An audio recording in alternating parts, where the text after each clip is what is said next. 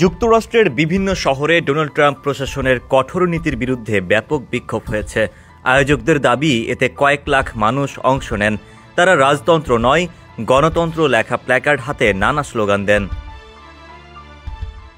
স্থানীয় সময় গতকাল শনিবার new York, Washington DC, Chicago, Florida ও ক্যালিফোর্নিয়া সহ প্রায় সব অঙ্গরাজ্যেই এই বিক্ষোভ হয় বলে জানিয়েছে এএফপি। প্রতিবাদ কর্মসূচির শিরোনাম ছিল নো কিংস।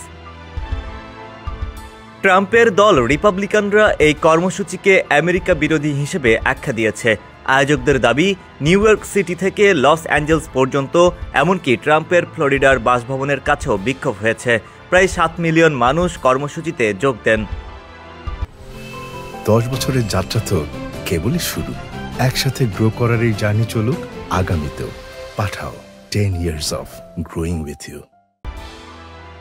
ওয়াশিংটন ডিসিতে বিক্ষোভ হয় ক্যাপিটাল ভবনের সামনে।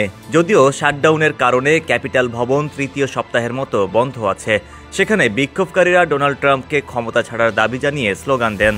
অংশগ্রহণকারীদের হাতে থাকা প্ল্যাকার্ডগুলোতে লেখা ছিল, গণতন্ত্র রক্ষা করতে হবে, ট্রাম্পকে বিদায় নিতে হবে। কিছু ব্যানারের লেখায় অভিবাসন বিরোধী অভিযান চালানো, ইমিগ্রেশন অ্যান্ড কাস্টমস এনফোর্সমেন্ট সংস্থা বিলুপ্তির দাবি জানানো হয়।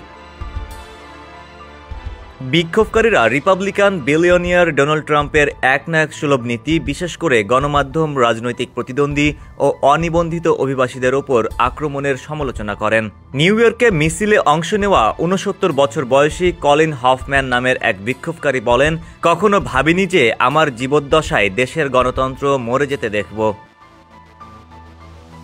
সংবাদ মাধ্যম বিবিসি জানিয়েছে, বিক্ষোভ নিয়ন্ত্রণে কয়েকটি অঙ্গরাজ্যে ন্যাশনাল গার্ড মোতায়েন করা হয়েছিল।